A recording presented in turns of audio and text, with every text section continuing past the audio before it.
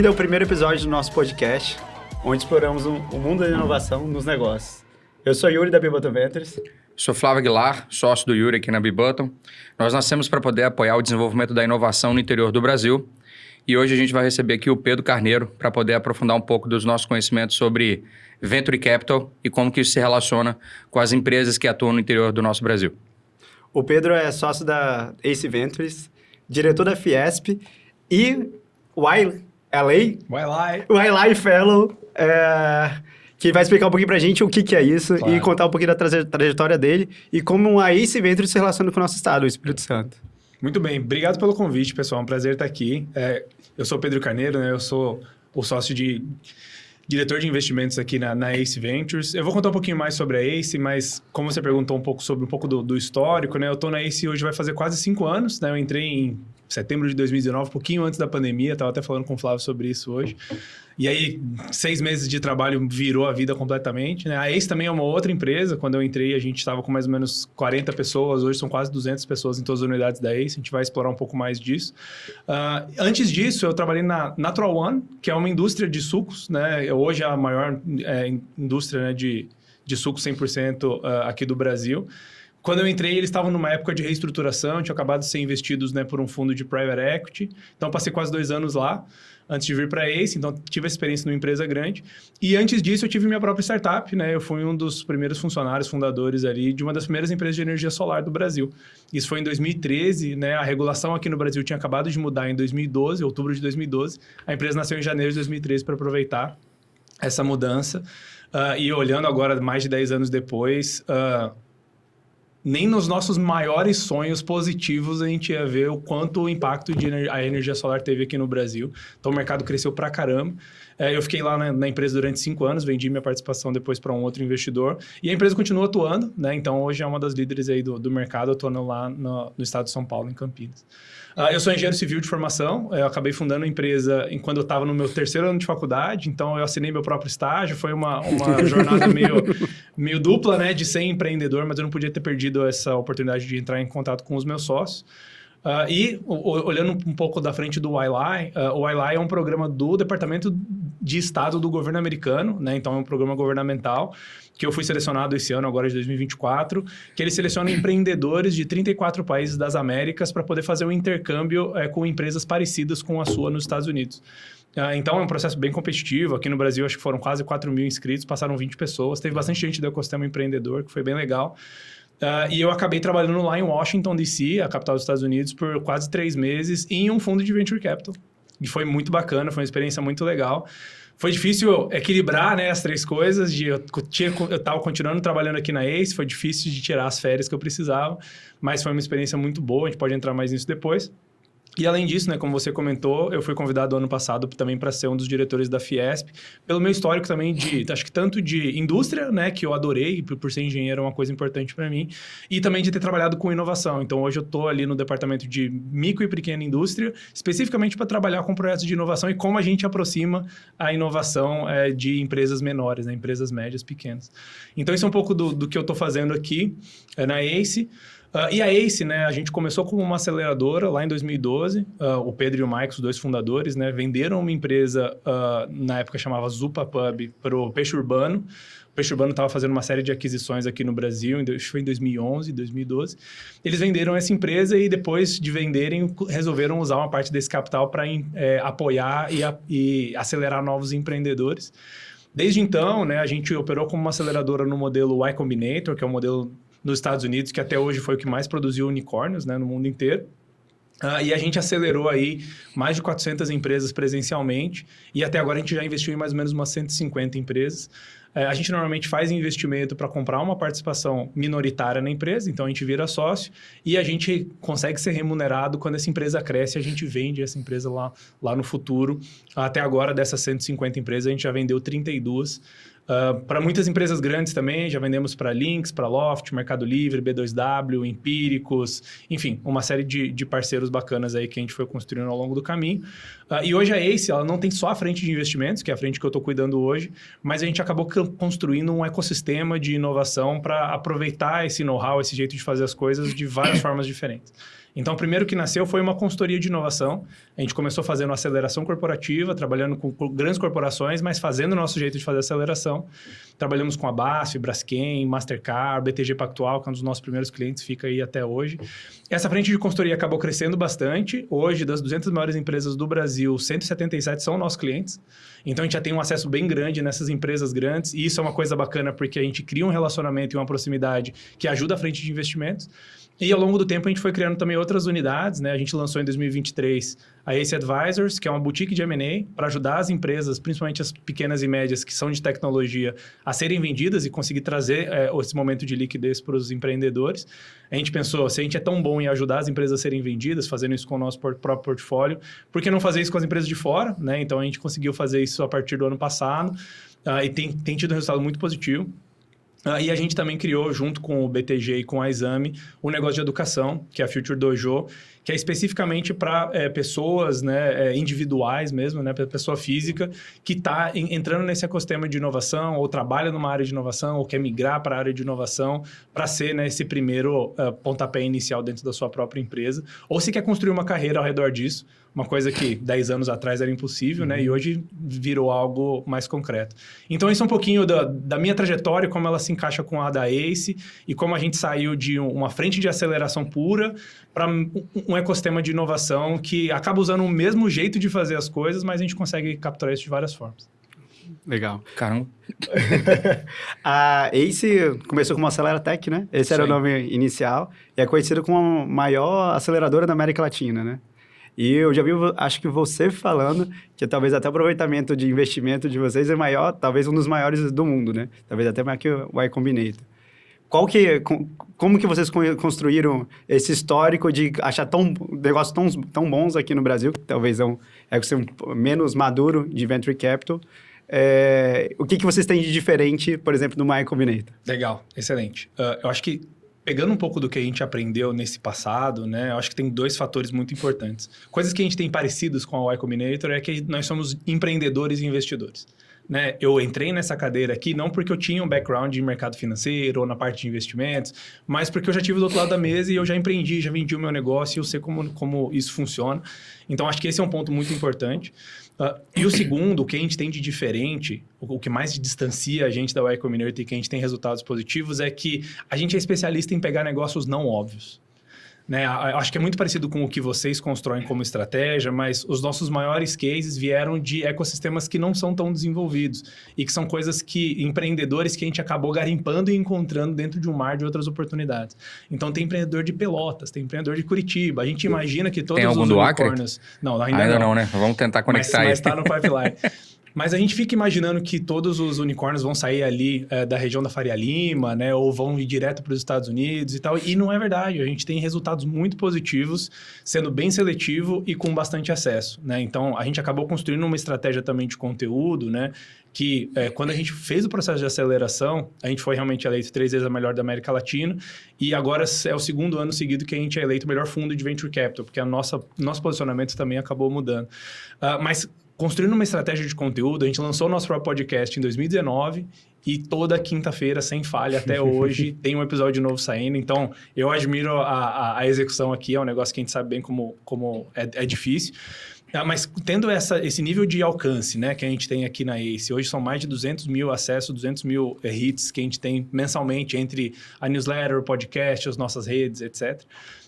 Junto com a nossa pegada empreendedora de conseguir identificar, significa que a gente tem mais acesso, ou seja, a gente vê empresas que ninguém mais vê, e a gente vê algo nas empresas que ninguém mais vê, né? Por isso que os nossos sócios são todos empreendedores e a gente consegue ser bem seletivo. Quando a gente consegue encontrar esses empreendedores em que ninguém mais está olhando e consegue transformar a jornada desses caras para melhor, aí o resultado vem, né? E aí alguns dados só para ter uma base de comparação. No estágio que a gente entra, que são os primeiros investimentos, a gente entra como primeiro cheque institucional. Nos estágios que a gente entra, a taxa de mortalidade normalmente do mercado é mais de 80%. Ou seja, de cada 10 investimentos que você vai fazer, provavelmente 8 vão dar em nada, vão dar 0 resultado. No caso da ACE aqui, a nossa estatística é invertida, né? De cada 10 investimentos que a gente faz, 2 não dão certo, e a gente tem um write-off, e 8 de alguma forma ou chegam no exit, ou a gente consegue, né, integrar dentro de um outro negócio. Então, nossa taxa de sobrevivência é maior.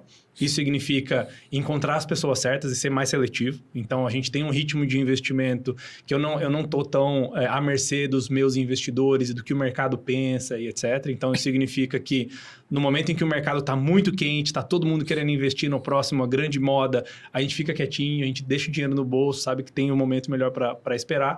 E agora, que é um momento que a gente vai falar um pouco mais sobre isso, né, de cenário, mas agora que é um momento que todo mundo está imaginando ser super negativo, ano passado, 2023, que a gente estava numa baixa, foi o nosso ano com o maior número de investimentos de toda a história. Ano passado, no terceiro trimestre, a gente foi o segundo VC mais ativo da América Latina, atrás só da Casec, que tem os fundos gigantescos. Então, é conseguir conciliar bem esses momentos de mercado com encontrar as empresas, pessoas certas, que trazem um bom resultado. Já vou deixar aqui o primeiro jabá. Para o pessoal conhecer o Growthaholics, que é o podcast da ACE, para entender um pouco mais desse mundo de Venture Capital, né? Que tem tanto estrangeirismo, palavras que só tem aqui, o write-off, exit. A gente vai tentar o máximo possível simplificar essa linguagem aqui, mas se quiserem se aprofundar mais, o Growthaholics é um bom conteúdo. Com certeza. Para entender mais sobre esse mundo de investimento em startups. Pedro, vocês já fizeram 150 investimentos, certo? Isso em quanto tempo? Desde o início da operação? Desde o início, Os nossos primeiros investimentos foram no final de 2012, começo de 2013. Tá. E se acelerou nos últimos anos ou isso está bem parcelado? Não, a gente acelerou bastante nesse último ano agora e a gente desacelerou em 2020 e 2021, que foram os momentos de maior aquecimento do mercado. Em 2021, a gente vendeu mais empresas do que a gente investiu. É mesmo? Porque a gente já tinha montado uma posição e tinha um portfólio legal e estava todo mundo comprando, era o momento de conseguir liquidar. Então, teve muita empresa que, mesmo ainda não estando no momento ideal, a gente acabou levando para o exit, porque o mercado estava muito comprador e a gente tem que aprender a aproveitar isso. Então, depende muito de como a gente está enxergando a visão mais macroeconômica e que tem a ver com tecnologia, tem a ver com AI, que provavelmente a gente vai falar agora, mas tem a ver com tecnologias emergentes, tem a ver com o nosso mercado, mas também tem a ver com macroeconomia, né? Às vezes você vende uma empresa que está menor hoje por um preço maior do que uma empresa mais estruturada no futuro, quando o cenário ele não é tão positivo.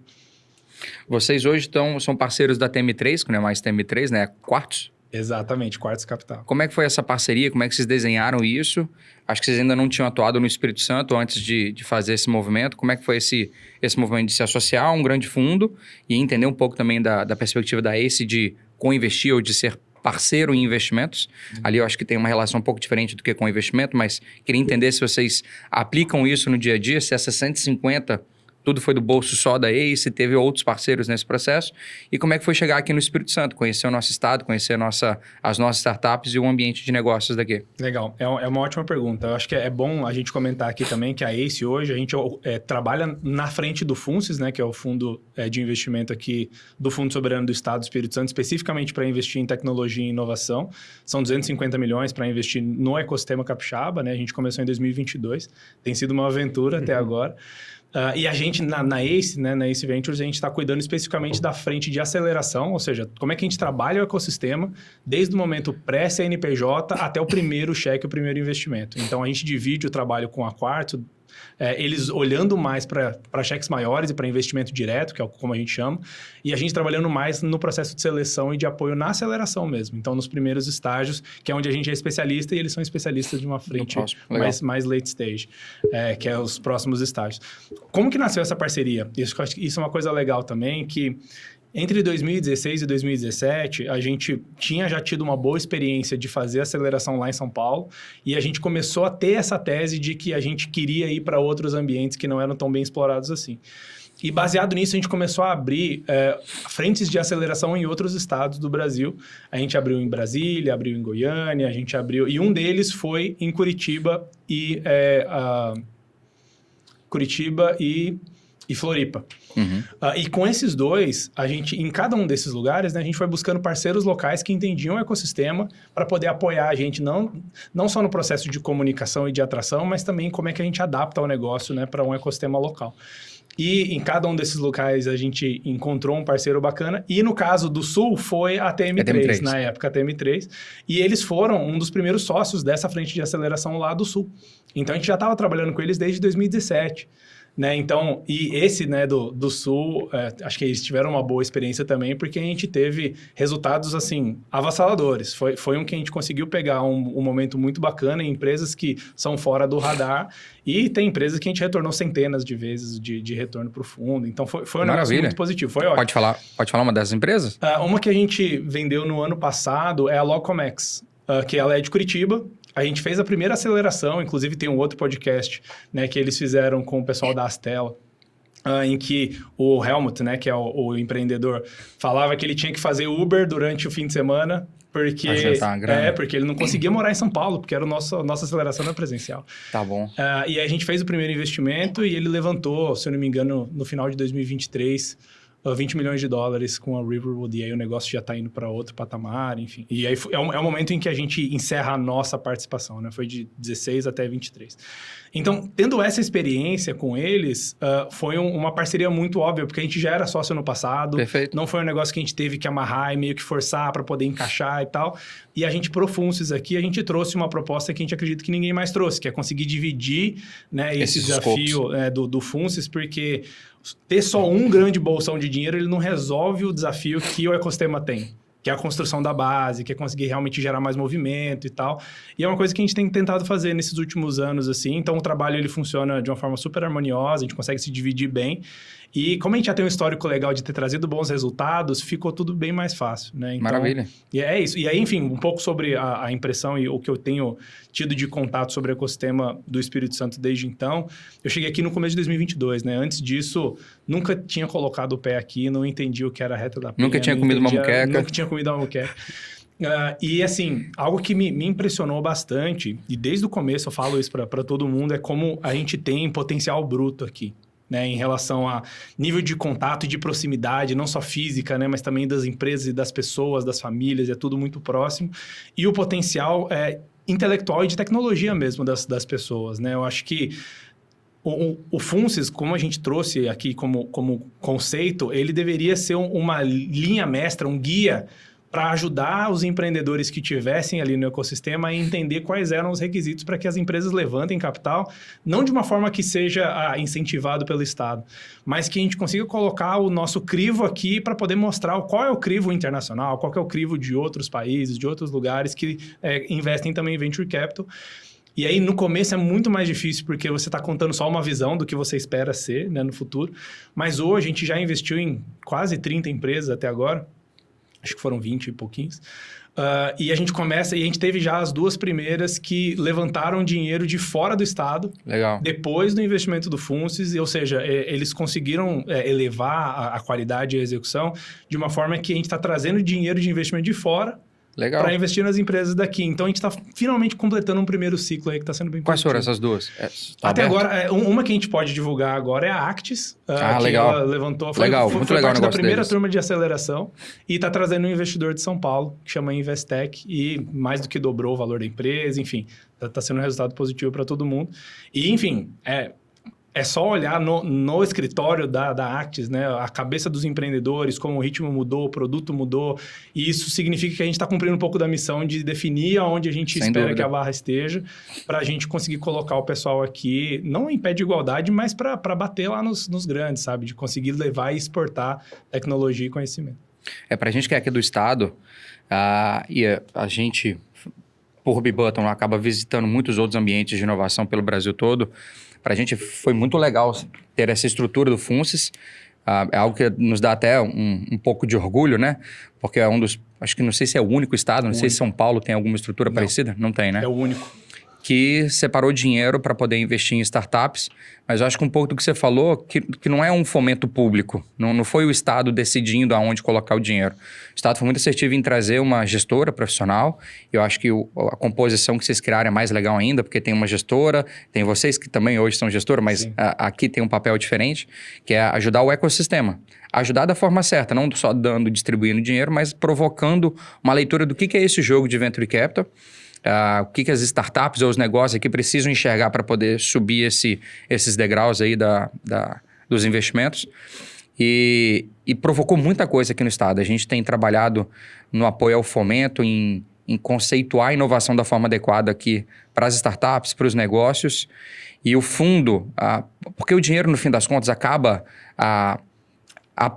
provocando movimentações mais densas do que só os programas de aceleração com os quais a gente tem um orgulho imenso de trabalhar. Mas quando você tem uma cenourinha lá na frente, o dinheiro disponível para poder fazer esse investimento, o ecossistema todo se molda. Quando a gente olha para ecossistemas mais maduros, como super batida aqui, mas o Vale do Silício, o capital ele impera. Então a gente precisa ter esse dinheiro também disponível. Talvez o Estado não esteja fazendo de forma de fomento, mas está provocando que outras estruturas comecem a se organizar. A gente já vê movimentação de investidores se tornando um pouco mais maduros aqui, investindo com fundo soberano. A Bibutton apoiou um investimento desse lá da Soma Urbanismo, numa das startups investidas. Então, acho que isso acaba gerando um impacto em ondas, sabe? Enfim, para nós aqui que atuamos num ambiente que recentemente começou a trabalhar de forma mais estruturada, tem sido um impacto bem interessante, tá? Legal. Acho que vale explicar também qual que é a tese do FUNCES, né? Acho que todo mundo sabe do fundo soberano. Ainda tem dinheiro? Tem dinheiro. O FUNCES 1, então esperamos que Existe terão dois, né? próximos FUNCES. Trouxe dinheiro, né, do royalties do petróleo para investir em startups. Como é que os empreendedores acessam esse recurso? E é só para empreendedores capixabas? Legal, excelente. A gente está olhando para empreendedores capixabas primeiro, mas também outros empreendedores que querem vir para o mercado capixaba. Então, a gente está trazendo negócios para cá e negócios que vão se construir aqui, trazer time, etc., para desenvolver o nosso mercado capixaba. E olhando para o tipo de investimento, né, a gente dividiu a estrutura do FUNCES em várias estratégias. Então, acaba sendo um fundo que é multi-estratégico. Como é um capital, né, que tem um certo volume, a gente divide para uma estratégia de aceleração, em que a gente vai acelerar até 50 empresas, né, nesses primeiros 5 anos, para investir nos primeiros estágios e para que ela consiga trazer resultado daqui a 5, 6 anos. E esses são cheques de investimento aí de 500 mil até R$1 milhão, especialmente em empresas que estão nos primeiros estágios, mas que já tem um time que está já dedicado 100% no negócio, já tem alguma receita, tem um produto formatado, então ele não pode estar mais na ideia. Para empreendedores que estão na etapa da ideia ou não estão ainda 100%, etc., a gente tem uma aceleração que ela é gratuita, que a gente chama de aceleração digital, que também tem um processo seletivo e que também tem uma avaliação, mas que a gente ajuda o empreendedor sem nenhum investimento, mas também sem nenhum compromisso da parte dele, não precisa entregar um percentual da empresa. E a gente ajuda esse empreendedor a colocar o negócio dele de pé e chegar nas primeiras notas fiscais para que ele consiga se eleger para ir para outra etapa de investimento. Indo mais para frente, a gente tem cheques maiores que são mais para apoiar as empresas que já estão estabelecidas aqui no mercado capixaba. Então, a gente tem cheques aí de 1 milhão, 3 milhões, 5 milhões, vai até 30 milhões. E aí, nesse caso, a gente divide entre negócios que são de tecnologia, que já operam aqui no ecossistema capixaba e que podem ser impulsionados. Então, tem uma série de empresas que a gente investiu com esse perfil. E também cheques maiores para atrair empresas de tecnologia que vão se estabelecer aqui. Né? A gente tem alguns paralelos muito bacanas com o ecossistema de Floripa, por exemplo, que você conseguiu trazer grandes empresas, né? Empresas que seriam grandes depois, tipo uma RD da vida, uma Softplan da vida, por conta de trazer o investimento e o mercado consumidor ali para o local. E é uma coisa que a gente pode fazer aqui também. Muita gente saiu de São Paulo para ir para Floripa, né, para empreender, né? E a gente está agora começando a enxergar isso aqui. E como o Flávio falou, você ter uma frente de investimentos é uma linha que acaba puxando influenciando e guiando, né? E aí eu acho que nesse ponto, uma coisa que me preocupava muito no início, que hoje eu já estou muito mais tranquilo, né, olhando para a FUNCES, a maior parte do nosso trabalho não é o dinheiro que a gente dá, é o dinheiro que a gente não dá. Pensa que cada batch de aceleração que a gente faz, a gente investe entre 3 a 5 empresas. Mas cada um desses a gente tem entre 300 e 500 inscrições de empresas que se candidatam. E é normal, né? Investimento de venture capital tem esse nível de seletividade. Isso significa que 99% do meu tempo eu estou falando não. E para 99% das pessoas eu estou falando não. E isso pode parecer pequeno, mas eu acredito que a maior parte do valor gerado está aqui. Porque aquilo que eu falei da gente conseguir estabelecer uma expectativa clara e do que você precisa ter e aonde você precisa chegar para levantar dinheiro de venture capital, o cara que recebe o investimento, ele vai receber esse sim uma vez e aí a gente vai acompanhar ele no dia a dia. Quem não recebe o investimento, que é 99% das empresas, elas têm um feedback claro de o que elas precisam fazer para poder melhorar. Tanto que a gente já tem agora, acho que 2 ou 3 casos de empresas que se candidataram 2, 3, 4 vezes, tomaram negativa, até conseguirem formatar o negócio de uma forma que ele seja atraente para o fundo e que seja atraente para o mercado. Né? Então, eu vejo que a maior parte do nosso impacto, a gente fala pouco sobre isso, porque não é por isso que a gente... Não é isso que sai na notícia, sabe? De, Ace Ventures deu feedback para 300 empresas, esperamos que eles melhorem a Falou 300 não, que delícia. Pois é, mas isso tem para mim muito mais valor do que o sim que a gente faz no cheque, porque é assim que a gente escala esse trabalho de impacto. Se eu falo 300 nãos e alguém leva isso muito a sério e muda o negócio, eu posso ter mais impacto no ecossistema como um todo do que naquele sim que eu fiz, né? E que eu vou acompanhar aquele indivíduo, né, por mais tempo. Pô, que legal. Podemos puxar a pauta um pouquinho mais para a gente falar sobre as corporações? Vamos nessa. Lá na Ace, vocês estão divididos. Eu posso ter pulado alguma coisa daqui, tá, Pedro? Ace Cortex, que é quando fala com as corporações. Tem o Ace Advisor. Estou usando... É isso aí. Tá. Ace Investimentos, atual. Ace Ventures. Ace Ventures mesmo. Isso. Tem mais alguma? E tem a Future Dojo. A Future Dojo. Isso. Como que vocês conseguem fazer... Primeiro é entender por que vocês se distribuíram dessa forma. Eu acho que você falou na sua abertura sobre um ecossistema de inovação. Eu acho que isso está compondo todo o ecossistema. A Bibutton olha um pouco também. Na verdade, deixa eu fazer logo um disclaimer aqui, uma puxação de saco, se eu puder falar assim. A gente se espelha muito na Ace desde o primeiro momento que a gente conheceu o negócio de vocês. Eu não sabia tanto do viés de fugir dos grandes mercados, e eu acho que isso dá mais identidade ainda pra gente, porque também é uma proposta da Bibutton. E a gente também vem buscando, de uma forma um pouco ainda mais módica, estruturar também o nosso ecossistema. A gente olhou muito para o Espírito Santo, estamos aqui, de alguma forma, organizando o nosso trabalho aqui, mas a gente também já explora para fora. E a gente vem tentando conectar as pontas. A gente também olha para corporações, startups, investidores. Como é que vocês conseguiram fazer isso funcionar lá dentro da Ace? E como que você correlaciona a tua área, que é a Ventures, com a Cortex, que é empresas? Sei que vocês atenderam 177 empresas das maiores do Brasil, que talvez já tenham um grau de maturidade com relação à inovação, mas também imagino que vocês não atendam só elas. Talvez vocês tenham se relacionado com empresas do meio do mercado e como é que você tem relacionado o investimento em startups com essas empresas de médio porte. Legal, excelente. Eu acho que sobre a identidade Bibutton e o que a gente tem construído como Ace, eu acho que uma das principais diferenças é que talvez a gente começou um pouco mais cedo.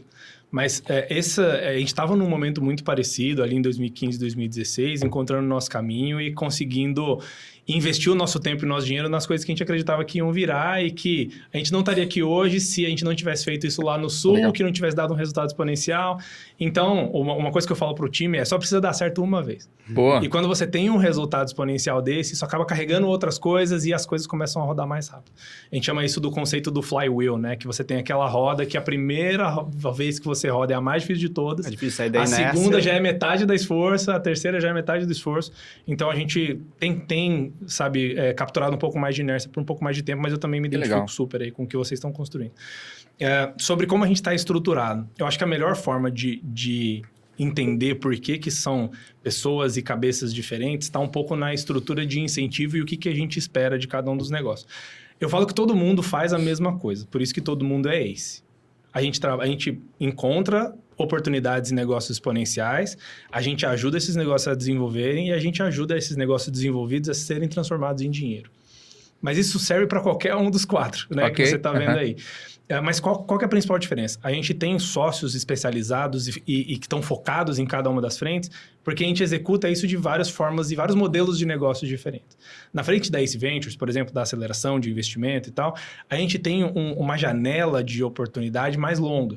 Né? A gente precisa ser paciente, a gente tem projetos de longo prazo, são fundos que demoram 10 anos, a gente vai levantar um próximo fundo e demora mais 10 anos. Uhum. Então, o nível de expectativa e o ritmo que se espera andar é um jogo de xadrez, ele é um pouco mais deliberado. Né? De abrir a gestora, é um projeto de 1 ano e assim vai. E aí, quando a gente tem outros modelos de negócio, tipo Cortex, né, que é um negócio de consultoria, por mais que seja uma consultoria de inovação e a gente incorpora tudo que a gente, né, leva como produto, ainda é um negócio de serviço, né? Então tem muita gente envolvida e tal. Ele tem que funcionar numa outra rotação.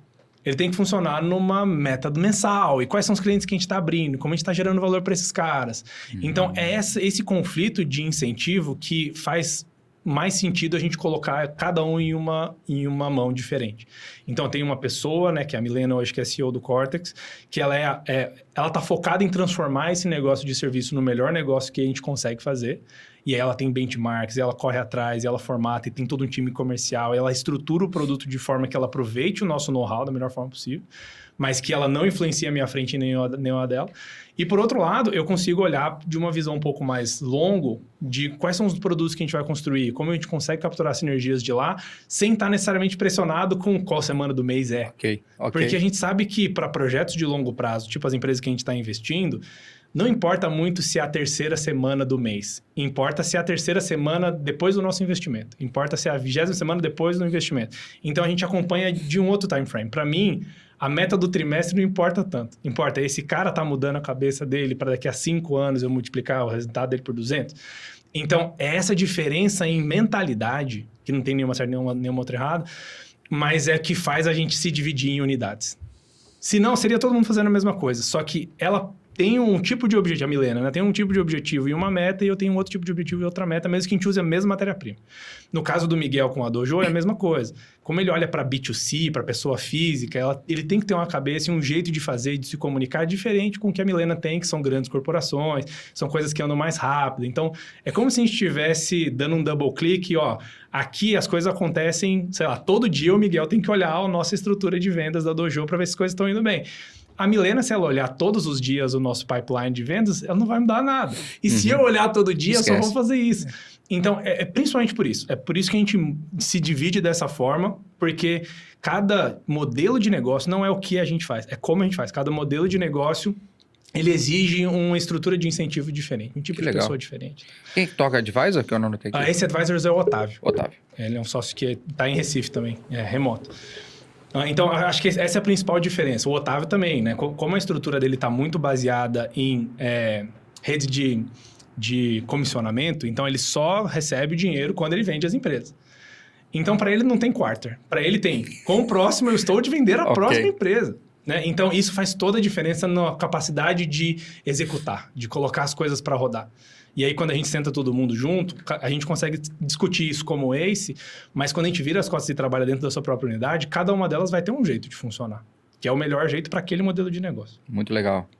E como é que vocês conseguem hoje, ou o que vocês têm feito para correlacionar principalmente a tua área com a da Milena? Ah, sim. Verdade. Esse é um ponto importante também. Eu digo que a gente está tentando construir um negócio aqui na ACE que eu chamo de fábrica de coincidências.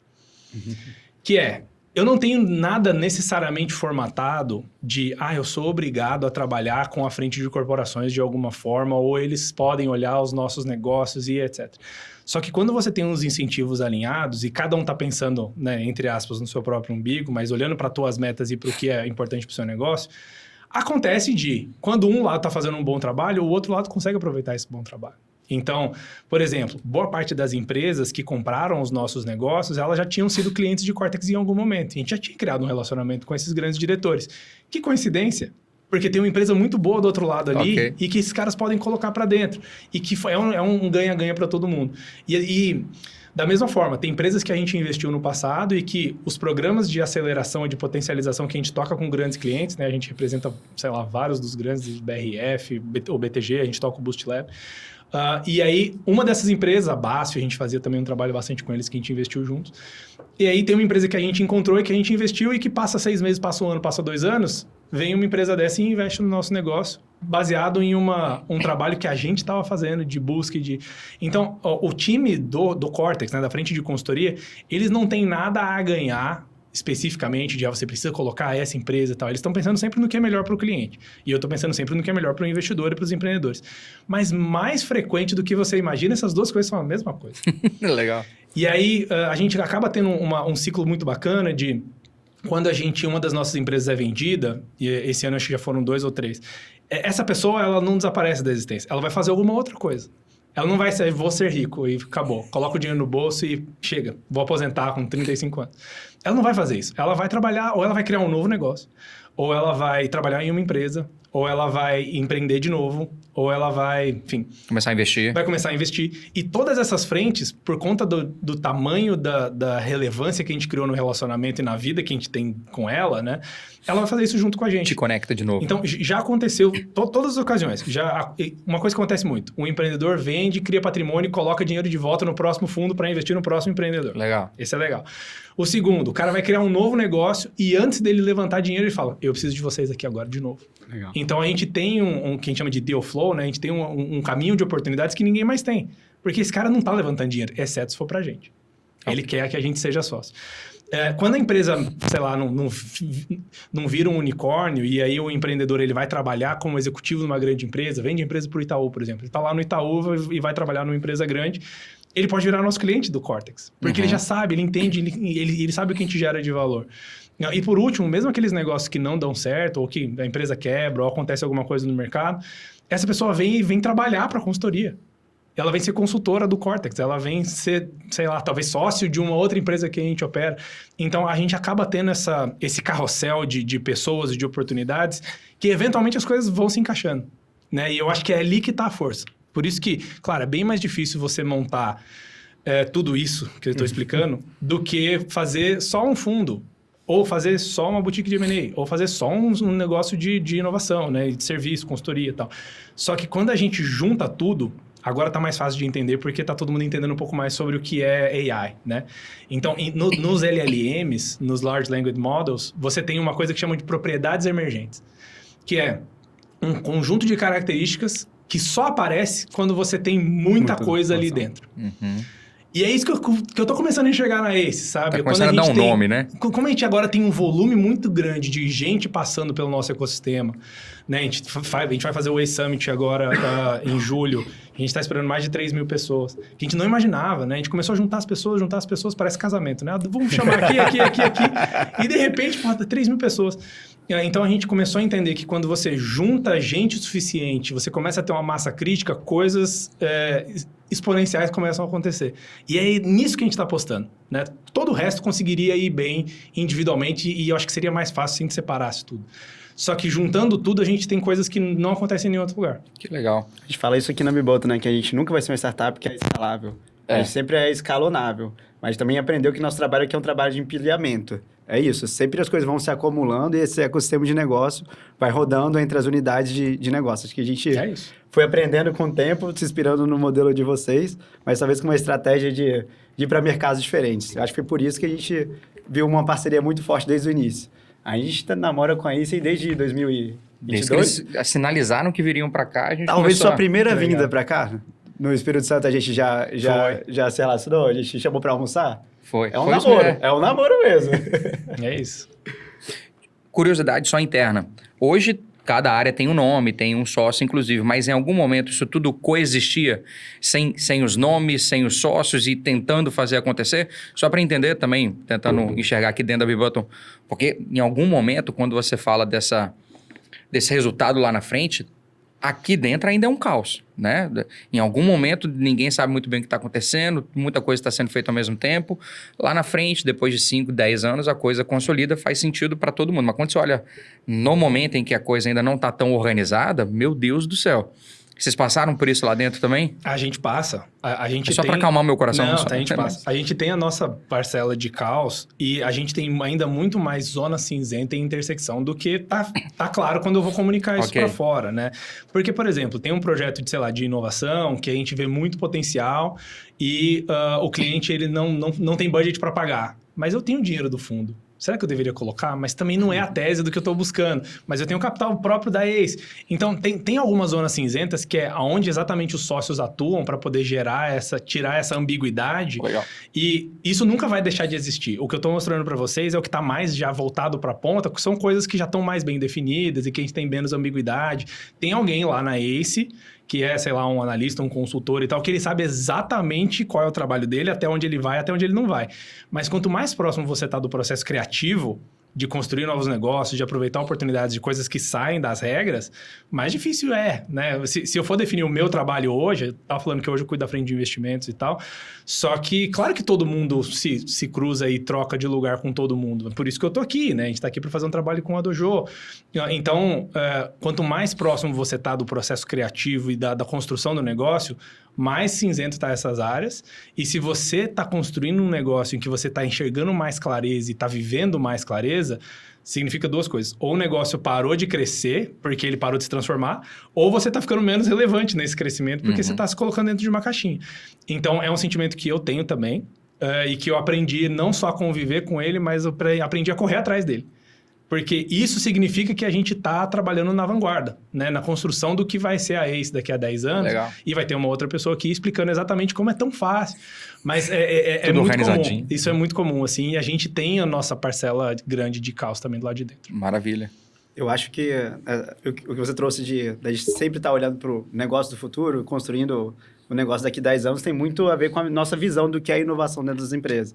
Tenho certeza que quem escuta a gente aqui vai ver essa visão que a gente sempre olha como inovação, ao como a gente vai construir um negócio do futuro, e sempre vai ter essa ambiguidade. Eu vou tirar dinheiro do negócio que está dando certo agora para colocar no algo incerto, que talvez seja um novo negócio, não seja um negócio que eu trabalho hoje. E eu sei que a ACE tem esse papel também de apoiar as empresas a investirem nesses novos negócios, a criação de spin-offs. Como é que vocês desenvolveram essa área? Como é que surgem esse tipo de projeto? E eu sei que a Dojo também nasceu num projeto parecido desse. Acho que queria que você me ajudasse a conectar esses pontos. Não, legal, ótimo. A construção de uma spin-off, né, que é quando uma empresa ela acaba abrindo um outro braço, uma outra unidade que vira independente, raramente um cliente, né, uma corporação chega para a gente e fala, eu quero fazer uma spin-off. Porque eles costumam estar em uma etapa muito anterior de... Nossa, eu estou vendo uma oportunidade aqui latente que eu poderia aproveitar, mas isso começa a ter algum tipo de conflito com o meu negócio hoje. Muito parecido com o que a gente falou da própria ACE, de caramba, tá todo mundo remando para o lado de cá, mas eu tenho uma oportunidade de ir para o lado de lá também. Como que eu trabalho nisso? Então, conseguir ter essa amarração, ou seja, conseguir dividir isso com pessoas que vão estar focadas e vão conseguir empurrar isso para o lado certo, é uma coisa que a gente aprendeu a fazer junto com as corporações. E como a gente trabalha principalmente? Acho que o primeiro é conseguir identificar e mapear claramente as oportunidades, falar, ok, isso que você está sentindo de oportunidade, vamos sentar e ir até as últimas consequências para entender se realmente isso faz sentido para a gente? Vamos olhar para o mercado, vamos olhar para os consumidores, vamos olhar para o produto, o que precisaria para fazer isso que a gente está, né, identificando de oportunidade. Então, acho que essa é a primeira coisa. E aí, a segunda coisa, que eu acho que é a parte mais difícil, apesar de não ser complicado, mas é difícil de seguir, é conseguir manter a disciplina do time que... Assim, é o que eu falei, né? A gente toca aqui em investimentos de 5 anos. Se eu tivesse meta para bater todo mês de venda de A, B e C, com certeza o urgente é entrar na frente do importante. Todos os meses. Tirando o urgente da frente que você consegue colocar a energia no importante. E quando a gente trabalha com as grandes corporações, todo mundo tem alguma coisa muito urgente para fazer o tempo inteiro. Uma reunião, alguma coisa. O comercial sempre vai ter meta para bater. E aí ele acaba puxando uma outra área, que puxa outra área, que puxa outra área. Então, o que a gente faz uma parte dessa construção de spin-off é conseguir manter a disciplina de toda semana a gente tem que evoluir nisso. Toda semana. Eventualmente, a gente vai chegar num ponto que acabou. Mas o importante é manter a evolução. Então, tem um dos exemplos, né, que acabou virando um negócio nosso da ACE foi a própria Future Dojo, né, que veio de um negócio que a gente estava trabalhando com a Exame, com o BTG, de reinvenção, de reestruturação da Exame, né, como negócio. Né, eles estavam... a Exame todo mundo conhece, né, sempre foi um negócio editorial, só que com a vinda do marketing digital e de todo o meio de comunicação digital, todas as frentes, né, físicas foram perdendo muita relevância. O BTG acabou comprando a Exame, acho que foi em 2018 ou 2019, e com a ideia de conseguir aproveitar os ativos que ela tinha construído ao longo do tempo, que é basicamente capilaridade e credibilidade. Reputação. E quando você olha para esses dois ativos, qual é um dos mercados que você consegue aproveitar isso? O mercado de educação. E aí foi nessa reestruturação que a gente começou a trabalhar junto, né? Eles conversaram com a gente para a gente ajudar nesse processo de reestruturação. E aí aquele tipo de coincidência que eu tinha comentado antes, de caramba, esse é um negócio muito bacana, essa nova reestruturação é uma marca forte, com um parceiro super forte também, que é o BTG, e que a gente, né, tem a oportunidade aqui de trabalhar junto com eles. Será que eu deveria estar fazendo só consultoria? A gente aqui é empreendedor, por que a gente não faz um negócio em conjunto? E aí, nesse caso, a spin-off, eles não vieram atrás da gente, né, falando, eu quero fazer uma spin-off. Né, eles vêm com um problema e com um diagnóstico que a gente consegue sentar e desdobrar com isso. E aí acabou nascendo uma spin-off, que a gente acredita tanto, que a gente entrou como sócio. Né? Hoje a gente toca a Future Dojo, todo o time foi apontado pela ACE, hoje o CEO é um sócio da ACE, então a gente acaba operando o negócio do jeito que a gente acredita que pode ser feito. Então esse tipo de oportunidade, ela nasce assim. Eu acho que quando... Né, para quem está tocando uma indústria, né, uma empresa hoje, pequena ou média, você pode começar a considerar uma spin-off quando você tem esse tipo de conflito de incentivo. Né, de todo mundo quer fazer aquilo, mas precisa fazer aquilo. Então, quando você tem essa diferença muito gritante entre o que é importante e o que é urgente, significa que talvez tenha uma pessoa para cuidar do importante e uma pessoa para cuidar do urgente. E aí... Você ter isso no spin-off é só você ter um CNPJ diferente e tal, mas você não precisa fazer um spin-off antes. Você pode alocar uma pessoa específica para aquilo. E quando aquele projeto começar a ganhar corpo, aí sim ele pode faturar suas próprias notas fiscais e tal. Ainda em inovação, a gente tem muita coisa preto no branco, sabe? De não, a partir de hoje, aí eu faço spin-off, agora vai ser tudo diferente e tal, eu vou ter uma pessoa nova. Eu acho que a gente acaba subvalorizando essas transições. Mas o problema da transição é que ela não pode durar para sempre. Né? Tem que ter um começo, tem que ter um fim. E eu acho que isso é o que a gente traz como consultoria de fora e que ajuda a dar clareza. A gente consegue chegar e falar, ó, seguinte, isso não pode demorar mais que 3 meses. Cara, mas eu tô fazendo isso faz 2 anos. Mas uma startup com 2 anos já tinha morrido. Então, você tem que considerar isso como um experimento, uma coisa nova. Então, é esse olhar de fora que acaba trazendo bastante valor. Interessante. A gente tem um caso parecido lá na Bibottom, né? Que é a estruturação do Easy Caso com a Ação Urbanismo. Isso mesmo. A gente viveu esse momento de quando vai virar spin-off ou não, quando vai trazer recurso de fora ou não. Acho que o Flávio pode contar como é que foi essa transição. Na verdade, como tem sido essa transição. Ainda não acabou lá, eu acho que... Era uma pergunta... se vai acabar. Era uma pergunta que eu ia te fazer também, Pedro. Porque quando a gente olha para empresas de médio porte, que ainda não tem no seu DNA inovação, não tem um setor tão robusto para poder fazer algumas experimentações... e principalmente o público que a gente lida, que é médio porte, do interior e familiar, a gente começa a trazer outros conflitos para a mesa para a discussão do nasce uma spin-off ou não nasce um novo negócio ou não, porque aquele negócio, na maioria das vezes, é o que tem mantido famílias, sabe? Os seus sócios e o que vem na descendência. Então, decidir abrir uma nova coisa, se arriscar em um novo mercado, por mais que a nível de incentivos faça muito sentido, putz, são times distintos, mas por que não pegar toda a energia da família toda e colocar no negócio principal que vai continuar crescendo, vai continuar ajudando a família toda. Então, a dicotomia é difícil de se equilibrar, que eu acho que é o que o Yuri está falando aqui com relação lá dentro da Soma Urbanismo e o Easy Casa. Acho que é exatamente esse momento que a gente tem passado por lá. Entender o quão... na verdade, nem entender... É tentar acreditar se aquele novo negócio ele é tão robusto o suficiente para poder ter um foco de parte do time olhando para aquilo ali, em detrimento a olhar para o negócio principal, que tem gerado caixa, que tem uma mega perspectiva de crescimento ainda. Então lá a gente está nessa dicotomia ainda, e a pergunta que eu ia te fazer é exatamente essa. Para empresas de médio porte, com essas características que eu acabei de falar, spin-offs, CVCs, ainda é algo que deve ser discutido ou isso está só lá para as 200 maiores ou as 177 que vocês já atendem? Legal. Eu acho que a estratégia, ela cabe na mesa sempre. Para essas empresas médias e que têm um histórico já maior, qual que é a grande dificuldade delas? Não é só a questão de, eu vou abrir mão e de, quem sabe, operar as coisas de uma forma melhor, do meu dia a dia, etc. É que essas empresas, elas estão sendo pressionadas dos dois lados, como se as paredes estivessem fechando, porque... De um lado, você precisa inovar porque talvez daqui a 3, 5, 10 anos, né, a construção de valor ela não é mais geracional.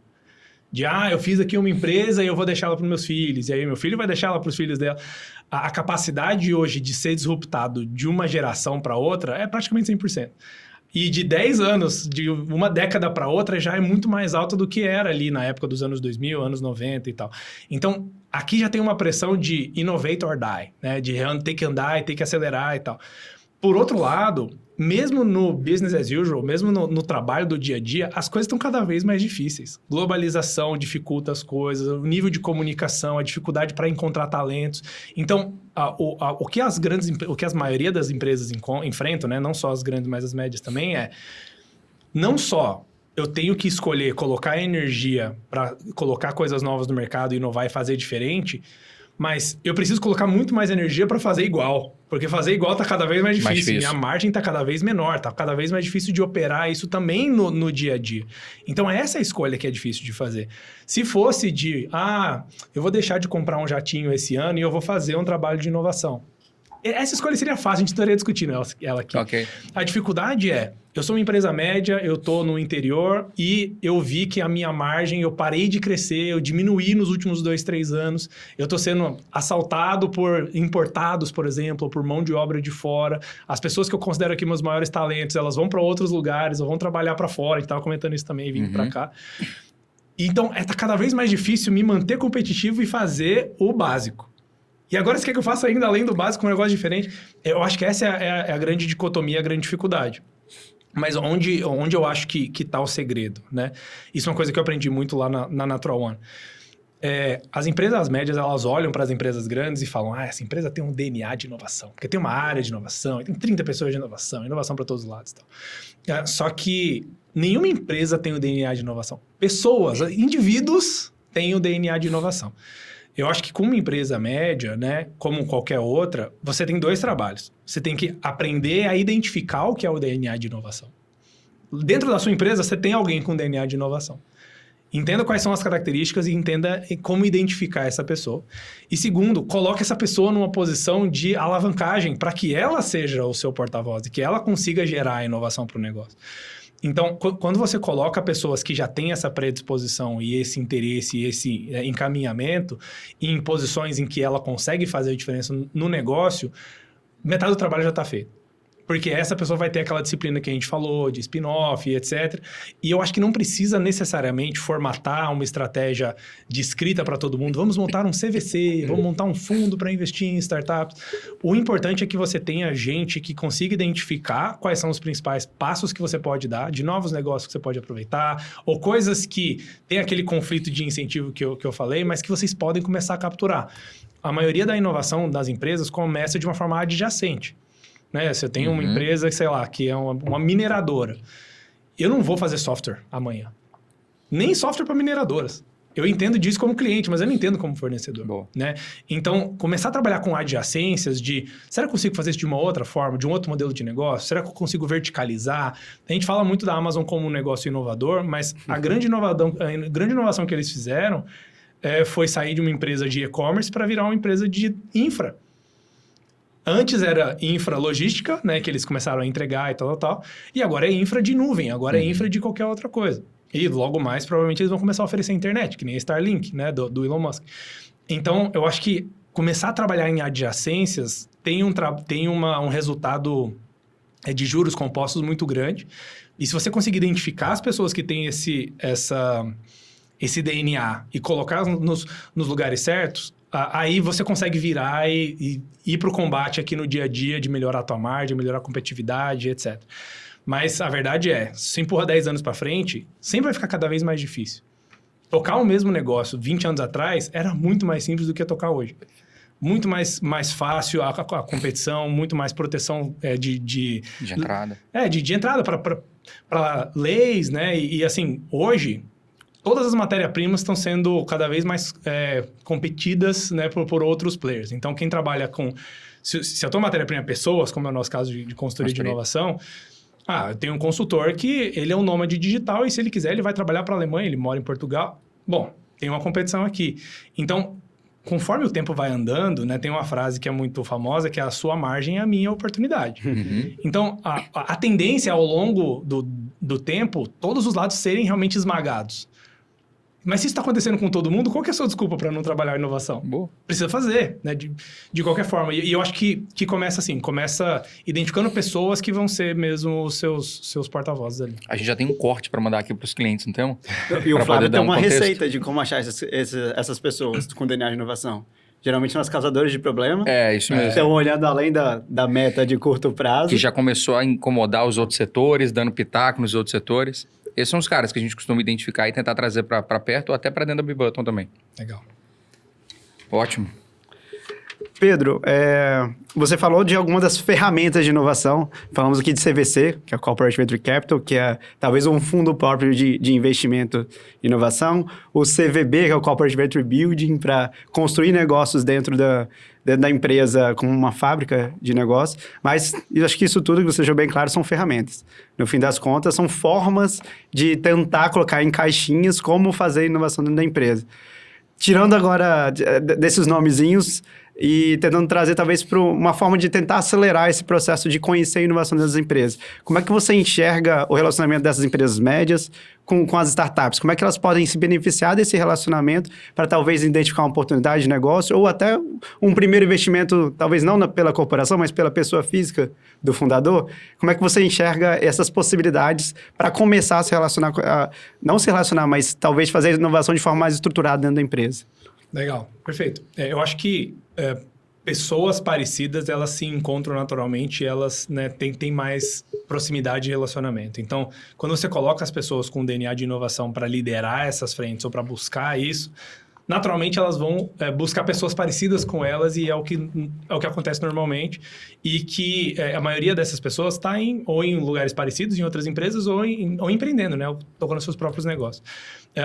Eu acho que, de novo, uma oportunidade aqui de não diferir muito do teu core business e do que você está preocupado hoje, né, para o fim do mês e etc, é começar a olhar para algumas soluções mais inovadoras como prestadores de serviço. Todo mundo fala, eu vou contratar um software para fazer isso, etc. Só que a gente pensa muito numa camada muito gerencial, sabe? Realmente, eu tenho aqui uma fábrica e eu tenho uma startup que faz um software de gerenciamento de fábrica e eu vou trocar o meu TOTOS, né? Uma empresa que, sei lá, demorei uns 4 anos para migrar para o ERP, já sei, vou migrar para essa empresa.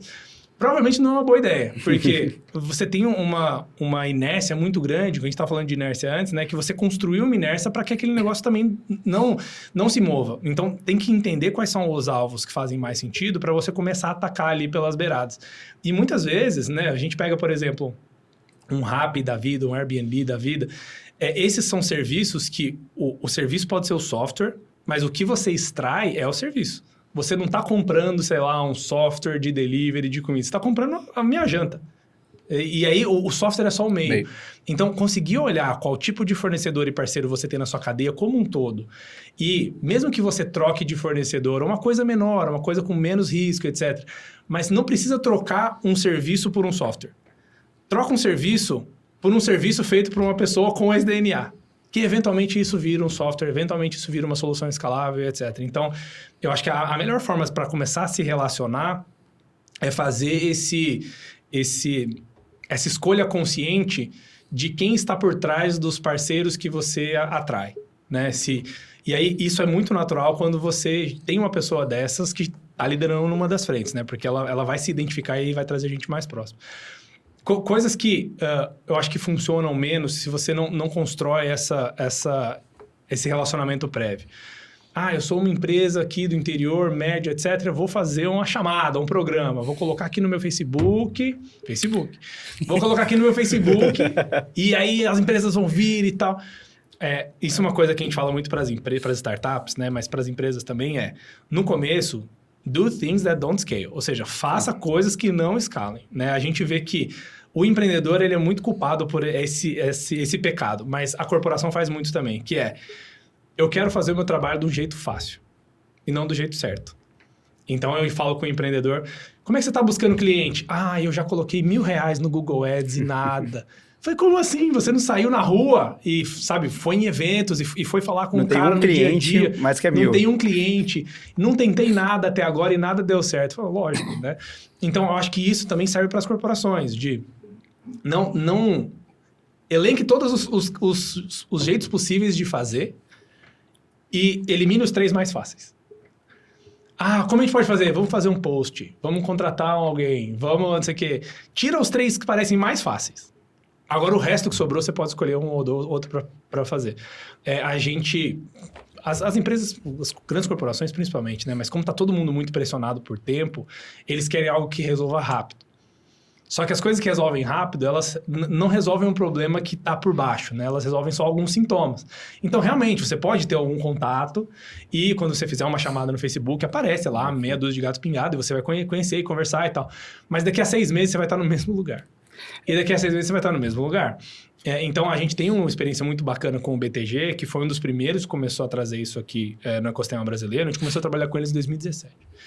E desde 2017... pelo menos agora são 2 ou 3 vezes por ano, eles fazem o batch de startups do BTG, do Boost Lab, né? Que hoje é um dos top 20 programas de fintech do mundo. Já faz 4 ou 5 anos já. Só que, se eles tivessem desistido em 2017, no fim de 2017, porque em 2017 foi pouco valor real gerado para o negócio. 2018, pouco valor real, porque o banco é muito grande, né? É difícil mover o ponteiro do negócio desse tamanho. Agora, no ano passado, eles venderam a participação... Ano passado não, foi esse ano. Eles venderam a participação deles na Cellcoin, de um negócio que eles compraram em 2020, e a Cellcoin acabou de levantar 670 milhões de reais. Moveu o ponteiro do banco, moveu o ponteiro do BTG, assim, não é pela primeira vez, mas agora, finalmente, o negócio realmente deu uma sacudida. Mas, então, passou, sei lá, 6 anos, 7 anos. Então, você construir algo que você consiga repetir e que você tenha essa consistência é o que vai trazer resultados no longo prazo. A gente até estava falando do podcast na entrada, né? A gente aqui na Ace já foram, sei lá, 230, 240 podcasts toda semana.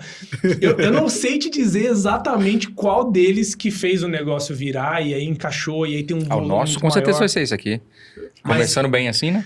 Não, e ano passado eu tava aqui com a Luísa, né, tocando nosso frente de aceleração, e uma pessoa me parou no aeroporto.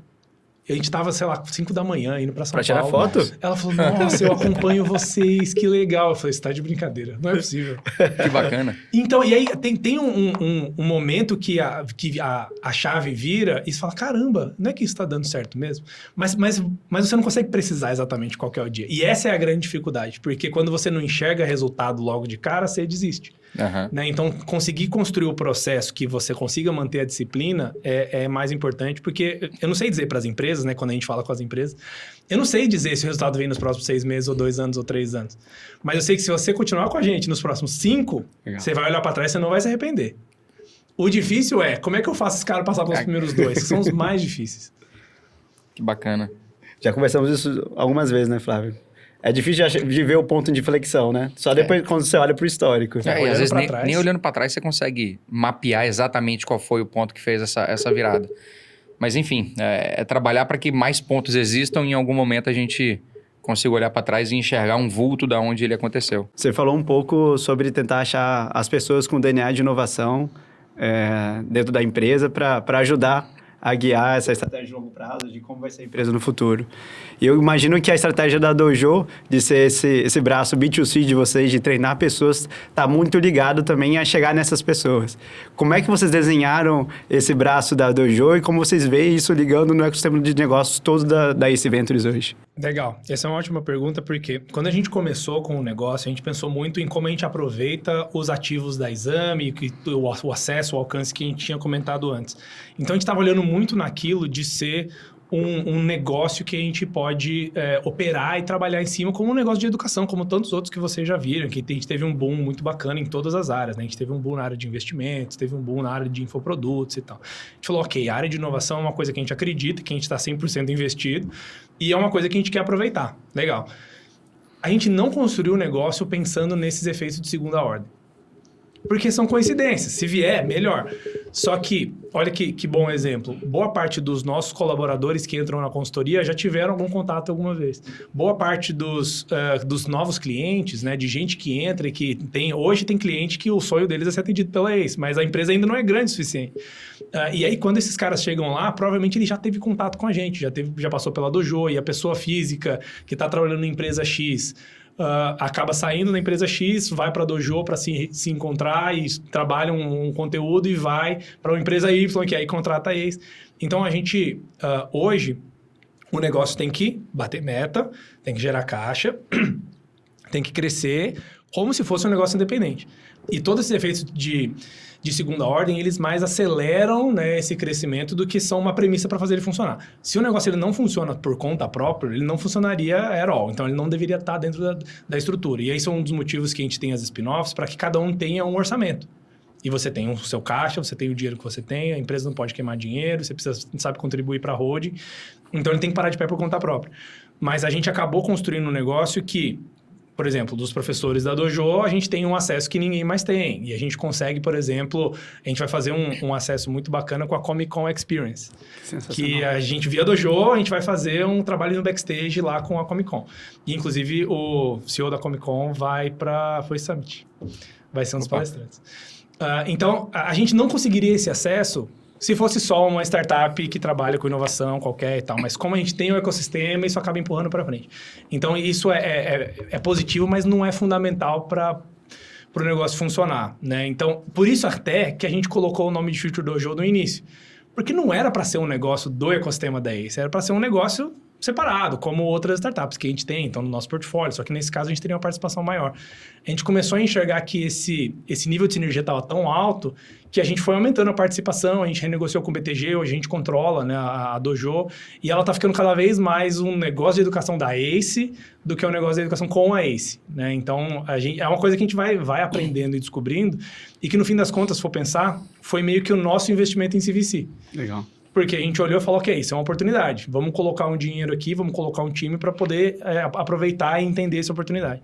Quando a oportunidade veio e fez sentido, a gente começou a entender e capturar valor daquilo, a gente falou, bom, se o pessoal da Exame e do BTG está capturando o mesmo valor, tá todo mundo alinhado. Mas se a gente está capturando mais do que eles, por que a gente não é controlador do negócio? Por que é metade?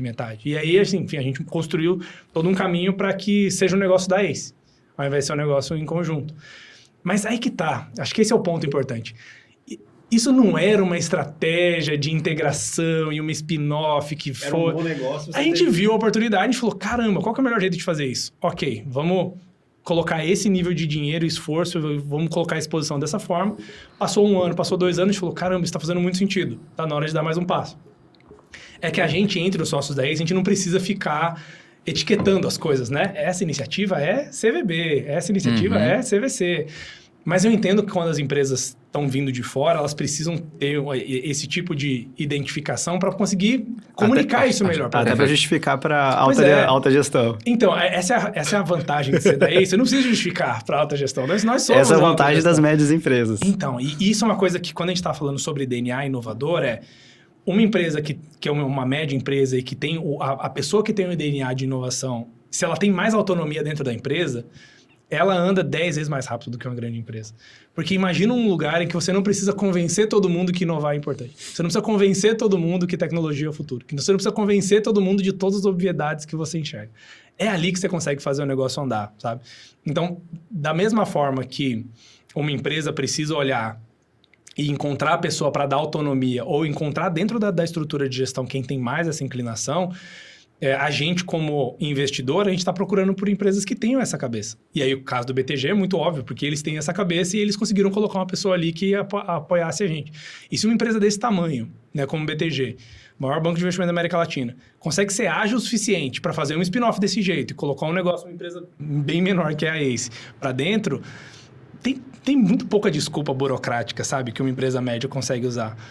Uma empresa grande, multinacional, ok, mas quando você tem a pessoa certa, no nível de autonomia certo, os obstáculos eles vão embora.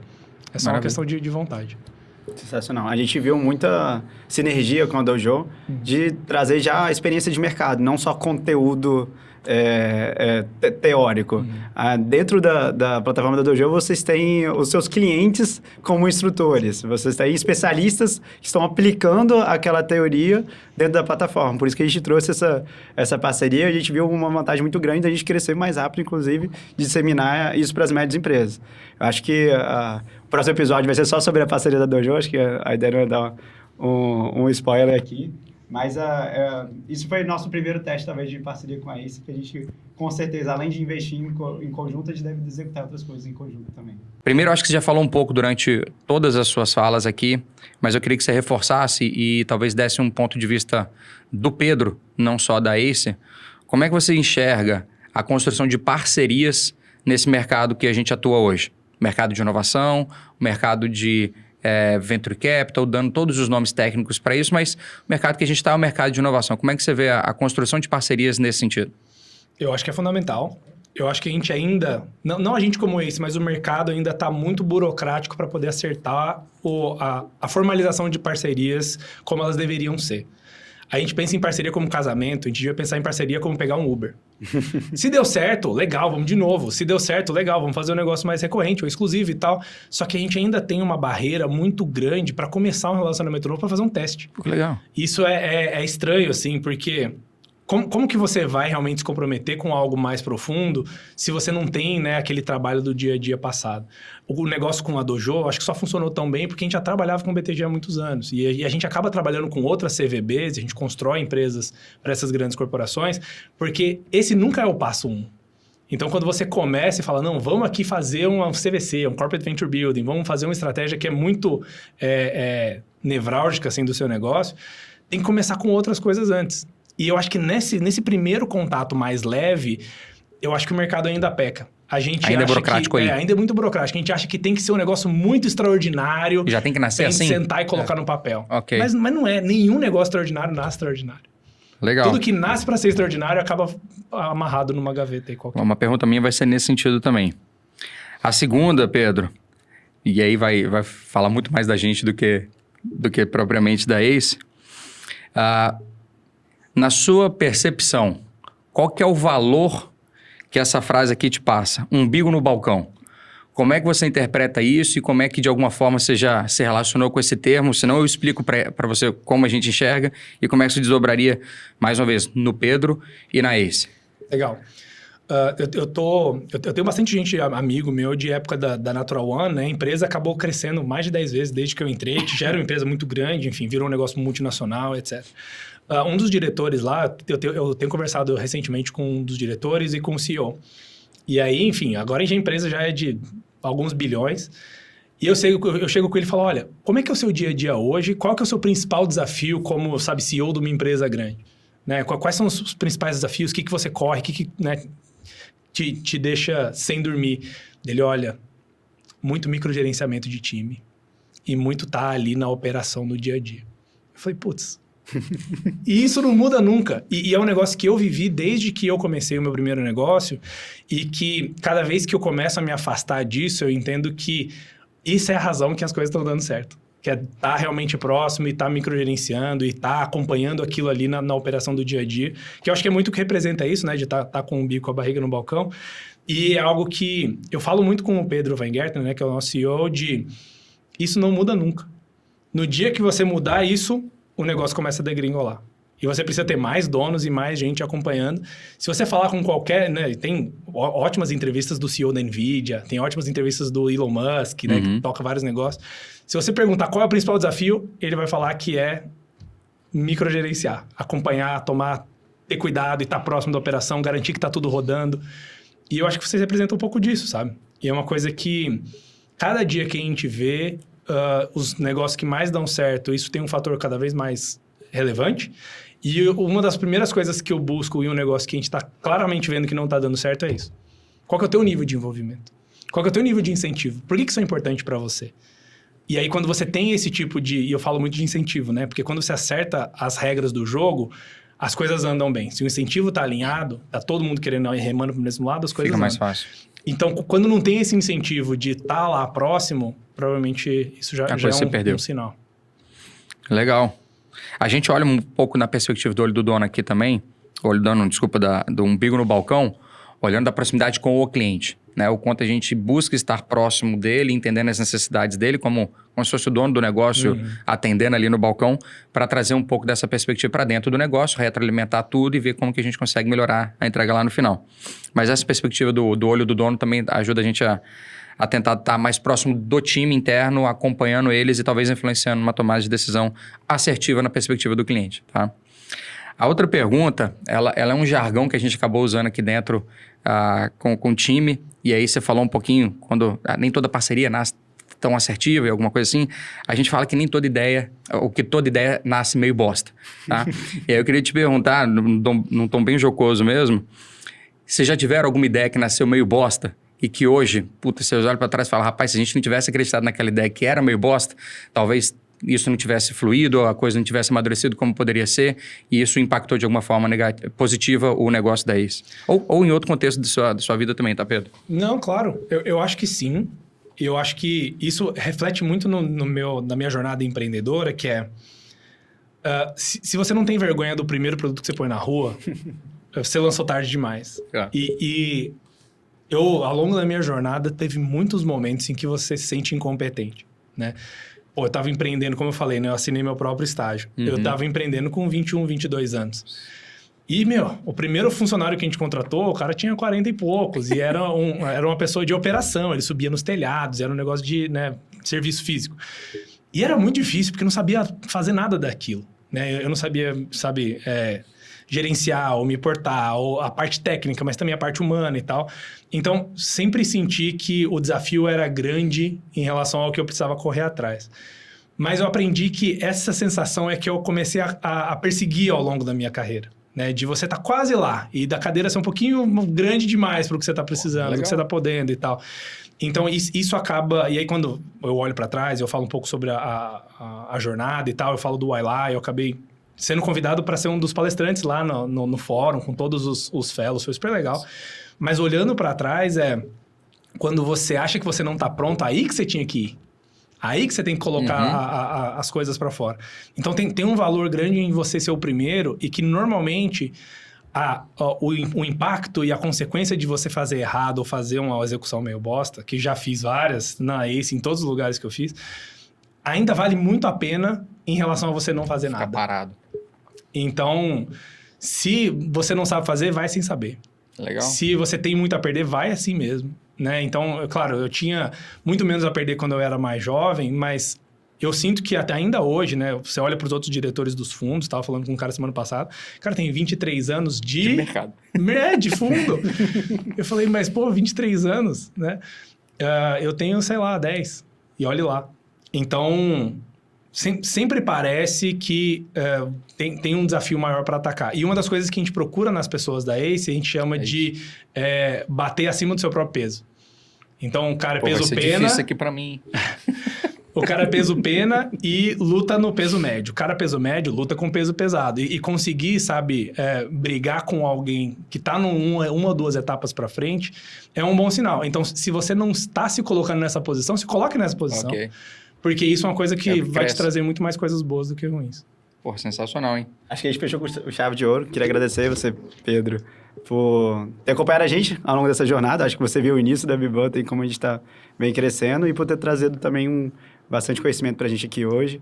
A parceria com a Dojo, eu acho que faz parte desse relacionamento que a gente vem criando ao longo do tempo, que a gente vai deixar para o próximo episódio para explicar um pouco melhor. Né? Só aproveitando, sem querer dar muito spoiler do próximo episódio, mas pegando um gancho do que você falou da burocracia de iniciar as parcerias, eu acho que talvez essa tenha sido a parceria que a gente conseguiu construir mais rápido, mais fluida, que realmente se formalizou num aperto de mãos que a gente teve a oportunidade de encontrar lá com o Miguel em São Paulo.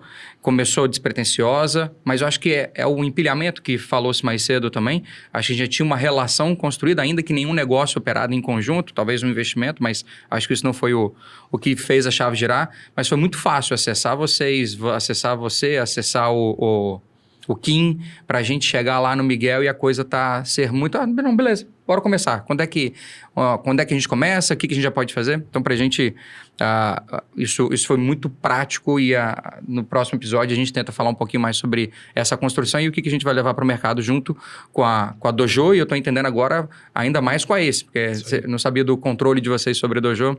Talvez seja ainda um primeiro passo para uma próxima parceria que a gente pode construir também. Obrigado. Alguma mensagem final, legal, Pedro, que você queira deixar para a gente poder fechar com uma fala sua e não nossa? Não, imagina. Bom, primeiro, eu fico super feliz de ouvir isso, porque a gente ficou falando ao longo do tempo como é importante ser flexível e ser leve, etc. E uma das coisas que a gente trabalha pesado para que isso aconteça nesse é conseguir simplificar as coisas, dar autonomia para as pessoas e tal. E é muito legal ver isso refletido. Funcionou. Né? E que bom que tá funcionando. E é o tipo de coisa que tem juros compostos também. Porque se isso acontece não só com o Kim e com o Miguel, que são sócios, mas com outras pessoas que têm também autonomia dentro da estrutura, o negócio ele vai se transformando ao longo do tempo, então acho que isso é super legal. Eu queria agradecer o convite, né? É ótimo estar com vocês aqui, e eu acho que uma coisa que eu já falei com vocês também é que a gente acredita nas coisas muito parecidas, né? A gente também acredita na distribuição e no impacto que isso vai ter na economia real, e sim, a gente também acredita no impacto que isso vai ter em outras geografias, e que a gente está olhando só para um epicentro, mas que isso tem um impacto que, se você somar tudo, é muito maior do que se você olhar só para um outro lugar. Então, tem um trabalho gigante ali para capturar. E é um prazer estar com vocês aqui. E se vocês quiserem, né, para quem está assistindo, vou reforçar aqui, a gente tem as redes da ACE, o podcast, o Growthaholics. O Growthaholics hoje é um dos top 10 podcasts de negócios mais ouvidos do Brasil. Pô, não sabia. Pois é. A gente tem ajudado bastante, porque a gente escuta direto. Então, assim, a gente acabou construindo um negócio muito bacana, e eu convido quem não teve contato ainda, né? Tem o Growthaholics Podcast, a gente tem o Growthaholics, a nossa newsletter, que também sai toda quinta-feira. Maravilha. Fechamos. Obrigado, Pedro. Obrigado.